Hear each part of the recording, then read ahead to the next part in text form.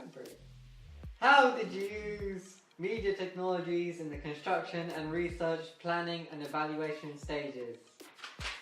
So, to start off, the main equipment that we used was the Canon Legro HF G25, which was predominantly the camera that we used throughout the entire project. We also used a HP Pavilion G Generation 6, which was just a generic laptop.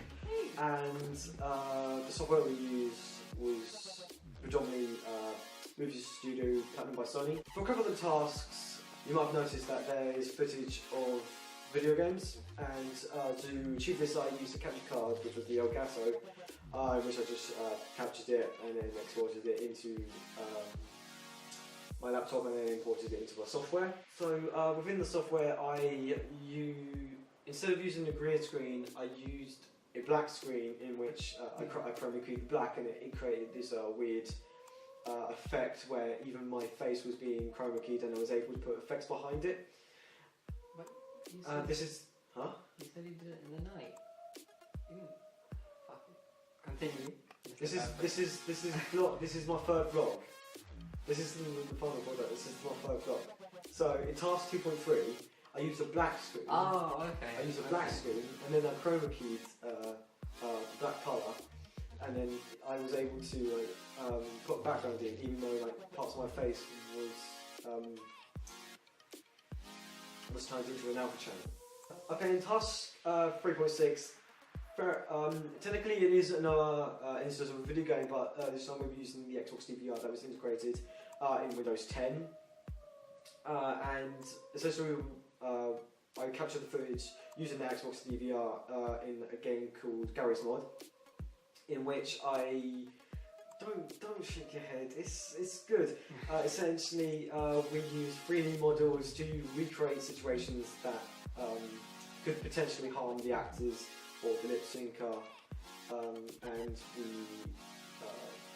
I suppose, brainstorm for solutions in which we can avoid those risks. So in task 4, we used a lot of different technologies, but I'm only going to go through a couple of instances. So we used a third-party software called HSL Adjust, in which focuses on colour saturation and luminosity.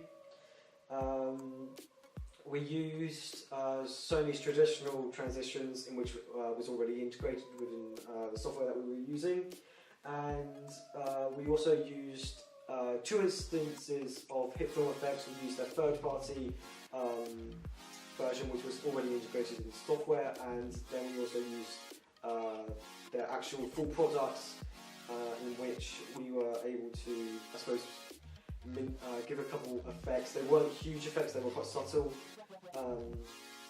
but they are there. For example, there is an instance you do recall where I actually changed the colour of the eye. Yeah? Colour of the eye? Yeah, I changed the colour of the eye. Oh, yeah. So in task 5, pretty much both of these ancillary tasks were started and completed in GIMP alone, which is a photo manipulator and art software. One cool instance that we had during the planning is the character selection, which was our casting, and we did quite a lot in terms of technology to achieve this. So to start off, we filmed just us two doing poses, and then I took screenshots of said poses, and I was able to create a stop motion and keep it in a loop. The character selection screen I got from Google Images, and I used GIMP again to replace all the characters and replace them with just memes. So Squidward. I created a simplistic frame within GIMP, which consisted of a yellow frame to start off with the number 1, to signify that was player 1, and then I duplicated that over and changed the hue to a red hue, in which I then erase the 1 and replace it with a 2 so that we have 2 different frames through Simplify Player 1 and Player 2. Okay, slow down, my man, my good man. Okay. So is that the video game footage you were talking about before? No, this is the character selection in 3.4. Oh, okay. And so, with the character selection, what made you choose memes specifically? Well, I already had the images on my laptop anyway, so I just thought, what the heck, just go with it, yeah. Just do it. Yeah, to achieve those video game sounds, we also used a sound manipulation software consisting of Audacity, and we use that because it's free, and it's pretty good.